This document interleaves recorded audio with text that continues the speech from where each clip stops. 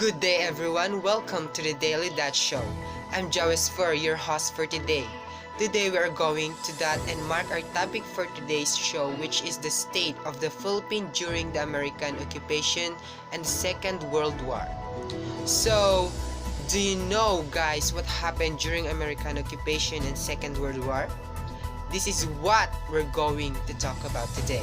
There are many stories that are written by our historiographies about American occupation and Second World War. Yet, some are not enough to describe the real story that happened in that significant event. But the most reliable sources that we can use are the primary source, which comes from the real people who are present at that moment or might be found somewhere else on internet, that validates the reliability of the source and also shows the patriotism of every survivors in that significant event. Now, we're going to find out what is the state or condition of the Philippines during American occupation and Second World War by looking for people who witnessed the history of the Philippines, as well as for the legitimate primary source that come from the people who had survived the legend history of our own and thereby can be found on the internet, as I've said. But first, may we present to you the people who have witnessed the tragic history of our past. So, we have here Apo Ina, our first guest for today. Roll BTR please. Magandang hapon po sa ating lahat. Ako po si Vivian Sargent at makikipanayon po tayo sa isang malagang tao sa ating kasaysayan at siya po ay si Binibining Victoria Sargent na isa sa mga nakaligtas sa panahon ng World War II at American occupation. Bago ko pa simulan ang aking mga tanong tungkol sa panahon ng World War II at American occupation, maaari po bang malaman ang inyong pangalan at ilang taon pa po noon?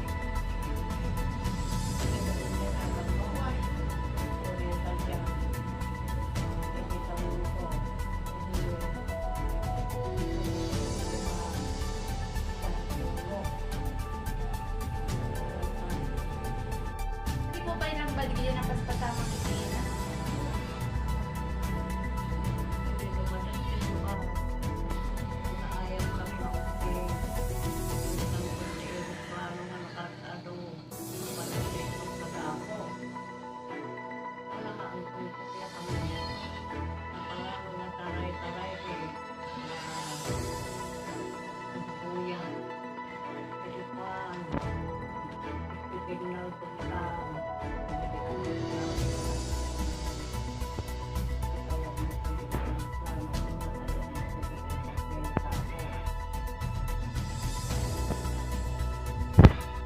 Nakaligtas ka Pilipinas ng paspasamang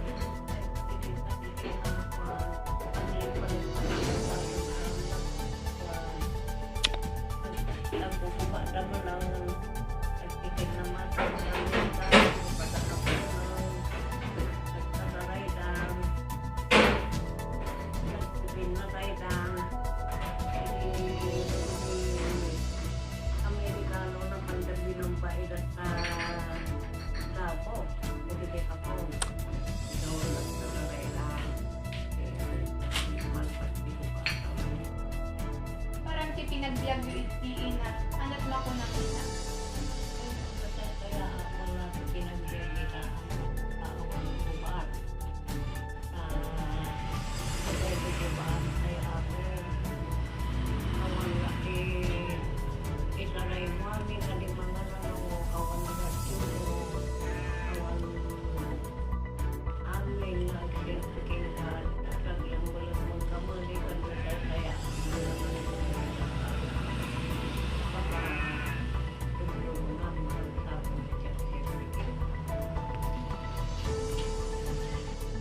Di kinaado nga naranasan ina, anak ti mabalin nga maadan, tigiti ang buya ina.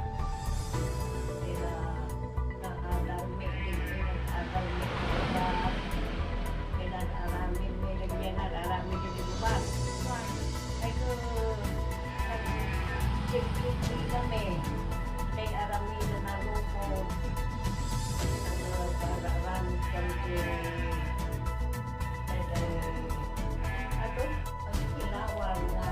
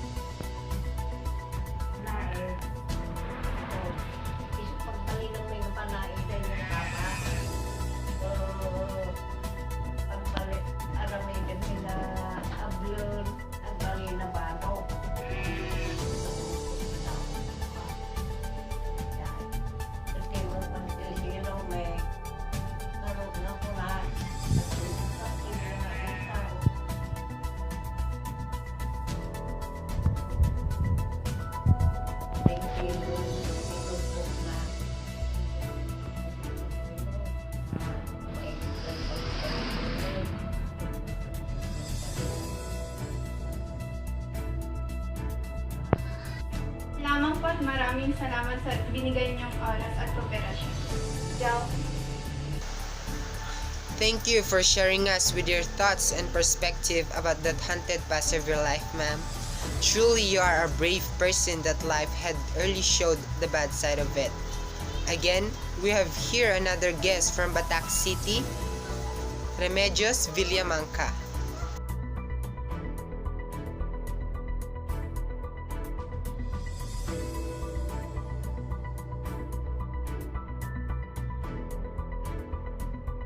Hello po. Before I give my opinion and lesson, I get to the story of Purifario Gabietan Lagitan, first I will share to you some of his journey during his time. Purifario Gabietan Lagitan, World War II veteran Purifario G. Lagitan, 91 years old. After World War II, he worked for the U.S. forces looking for the deserters in the Japanese army for turnover to the USAFFE headquarters and also worked under the U.S. Military Police Command to maintain peace and order. Purifario Gabietan Lagitan walks with the sprightliness and gait of a person half his age. After the liberation, he worked by looking deserters of the Japanese army and turning them over to the USAFFE headquarters. And for me, Purifario Gabietan Lagitan's story shows how brave, strong he are and how he sacrificed herself. Because during his darkest time, after the challenges, he still smiled. And one thing that I say how brave, strong and great he are, he is still working and doing his responsibilities and obligation even though he are already 94 years old. Purifario Gabietan Lagitan is one of the strongest person that I've ever seen. He also proved that he is a real Filipino because at his age, he is still attending the flag ceremony during Monday. And the lesson I get to his story was, age and strength is not the basis to become a true Filipino and work. Because if you want what you are doing, wait as long as you can, even though you are now old. And I learned also that whatever trials comes into your life, just be happy and think positive because someday you can overcome it. That's all. Now that we have heard their story, all I can say is that both the World War II and the American occupation has really played a great part in our history. We Filipinos have suffered during these trying times. However, I believe that it was the main reason why we Filipinos of today have become much stronger and has a strong sense of patriotism. In addition, we have also proved what good relationship Filipinos have, helping and fighting for each other. Just like these heroes we respect today, who have fought for our beloved country and able to give us, the younger generation, a better and prosperous life. Truly, these periods have become an unforgettable nightmare for some, especially those who had experienced it. We are actually lucky to hear these stories directly from these precious people who have fought for their lives and were able to survive from this tragic past and learn so much from them. I hope that these stories will always remain in our heart and hoping for a healthy, long life to our dear guest for today. More than thousands were killed in World War II. Kids suffered the loss of their parents and siblings. Parents grieved the loss of their children. Yet, here we are strongly facing the reality despite the fact that we have experienced mourning in our past. This indeed makes us that we have one past but many histories. Again, this is your host for today, Joesfer Badiran. Thank you for listening.